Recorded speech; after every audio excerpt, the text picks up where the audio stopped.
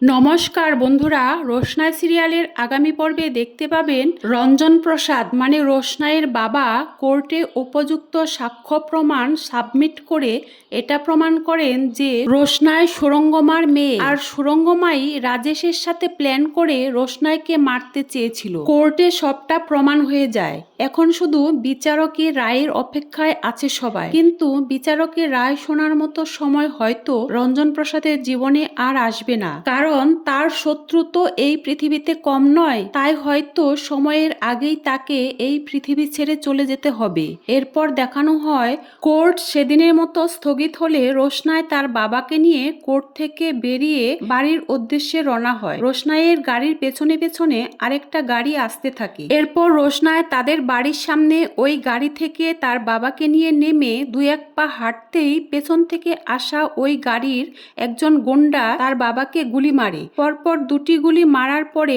রঞ্জন প্রসাদ আর নিজের পায়ে ভর করে দাঁড়াতে পারে না, লুটিয়ে মাটিতে পড়ে যায়। রোশনাই তখন তার বাবাকে জড়িয়ে ধরে চিৎকার করে বলতে থাকে, কে কোথায় আছো, আমাকে হেল্প করো। অন্যদিকে গুন্ডারা তাদের গাড়ি নিয়ে চলে যায়। রঞ্জন প্রসাদ খুব কষ্ট করে বলতে থাকে, মা, আমি যা ভেবেছিলাম সেটাই হলো। ওরা আমাকে বাঁচতে দিল না। এখন হয়তো তোমাকে টার্গেট করবে, মেরে ফেলবে তোমাকে। তুমি তোমার নিজের খেয়াল রেখো মা, আর আরণ্যকের সাহায্য নিও।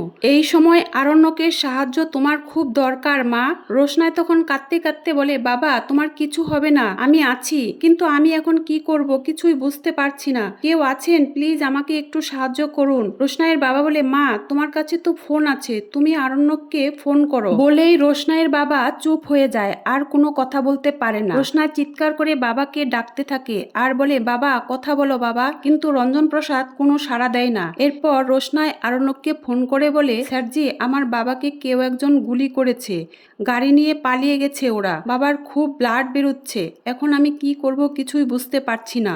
আরণ্যক বলে, এর জন্যই আমি তোমাকে বলেছিলাম আমি তোমাদের পৌঁছে দিয়ে আসি, তুমি তো তখন আমার কোনো কথাই শুনলে না। রোশনাই বলে, স্যারজি, আপনি যদি আসতেন তাহলে হয়তো আপনাকেও গুলি করতো ওরা, এটা আমি কিছুতেই মেনে নিতে পারতাম না। আরণ্যক বলে, তোমরা এখন কোথায় আছো? রোশনাই বলে, এখন আমরা আমাদের বাড়ির সামনে আছি, বাবা কোনো সাড়া দিচ্ছে না আর প্রচন্ড ব্লিডিং হচ্ছে স্যারজি। আরণ্যক তখন বলে, রোশনাই, কোনো চিন্তা করো না, আমি এক্ষুনি আসছি, তুমি বরং অ্যাম্বুলেন্সকে ফোন করো।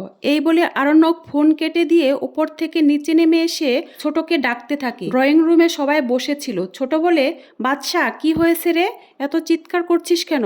গরিমা আরণ্যককে ছুটতে দেখে বলে, রোশনাই এখন যত বিপদেই থাকুক না কেন, তুমি এখন কিছুতেই বাড়ির বাইরে যেতে পারবে না। আরণ্যক বলে, তুমি কি করে জানলে রোশনাই এখন বিপদে আছে? গরিমা বলে, তোমাকে দেখেই আমি সেটা বুঝতে পারছি। তুমি যেভাবে উপর থেকে ছুটে এলে, রোশনাই ছাড়া অন্য কারো বিপদে এভাবে ছুটে আসবে না। আরণ্যক বলে, ঠিকই ধরেছ গরিমা, রোশনাই সত্যি খুবই বিপদে আছে, এক্ষুনি আমাকে রোশনাইয়ের কাছে যেতে হবে, চলো ছোট।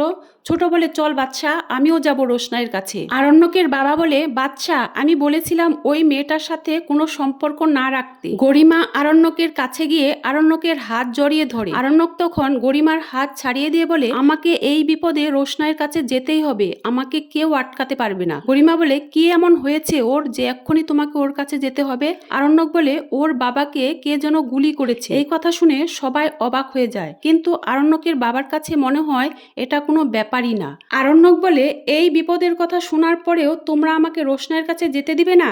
আরণ্যকের বাবা বলে, উনার গুলি লেগেছে তো আমাদের কি হয়েছে, ওনার সাথে আমাদের তো কোনো সম্পর্ক নেই। আরণ্যক বলে, বাবা, তুমি এই কথা বলছো? সুরঙ্গমা মুখার্জির এক মেয়েকে তোমরা মাথায় করে রেখেছো, তারই আরেক মেয়ের সাথে কেন এরকম আচরণ করছো বাবা? আরণ্যকের বাবা বলে, সুরঙ্গমা মুখার্জি যাকে মেয়ে হিসেবে মানে না, তার প্রতি আমাদের কি দায়? আরণ্যক বলে, সুরঙ্গমা মুখার্জি কাকে মেয়ে হিসেবে মানলো কাকে মানলো না, তাতে কিচ্ছু বদলাবে না। গরিমা আবারও আরণ্যকের হাত চেপে ধরে বলে, আরণ্যক, আমি কিছুতেই তোমাকে এখন রোশনাইয়ের কাছে যেতে দেব না। আরণ্যক বলে, রোশনাইয়ের এই বিপদে আমি এখন রোশনাইয়ের কাছে যাবই, আমাকে কেউ আটকাতে পারবে না। ছোট আরণ্যককে বলে, বাদশা, তুই তাহলে থাক, আমি এখন রোশনাইয়ের কাছে যাই, কারণ ওর কাছে যাওয়াটা খুব প্রয়োজন। অযথা সময় নষ্ট করে লাভ নেই বাদশা। আরণ্যকের বাবা বলে, তুমি তো সারা জীবনই সময় নষ্ট করেছো, হয়েছো, জীবনে তো ভালো কাজ কিছুই করতে পারলে না, তাছাড়া এখন এসেছো আমার ছেলের জীবনটা নষ্ট করতে। তোমরা তো সব সময় চেয়েছো বাদশা আর গরিমার সংসার ভেঙে রোশনাইকে ঘরে আনতে। একটা কথা কান খুলে খুলে রেখো, ওই মেয়েটার সাথে যদি কোনো সম্পর্ক রাখার চেষ্টা করো তার ফল ভালো হবে না। গরিমা বলে, আঙ্কেল এখন এসব কথা থাক, এসব কথা পরে হবে, আগে আমরা আরণ্যককে আটকাই যেন আরণ্যক ওখানে না যেতে পারে। আরণ্যক বলে, পারলে আটকাও। এই বলে পরিবারের সকলের অবাধ্য হয়ে ছোটকে নিয়ে রোশনাইয়ের কাছে ছুটে যায়। অন্যদিকে রোশনাইয়ের চিৎকারে লোকজন জড়ো হয়, পুলিশকে কল করে। পুলিশ এসে রোশনাইয়ের বাবাকে অর্থাৎ বলে বডিটা গাড়িতে তোলার জন্য। রোশনাই তখন বলে, আপনি কি বলছেন? আপনি কি ডাক্তার? আপনি কি জানেন আমার বাবা মরে গেছে না বেঁচে আছে? তাহলে কি করে এই কথা বলছেন?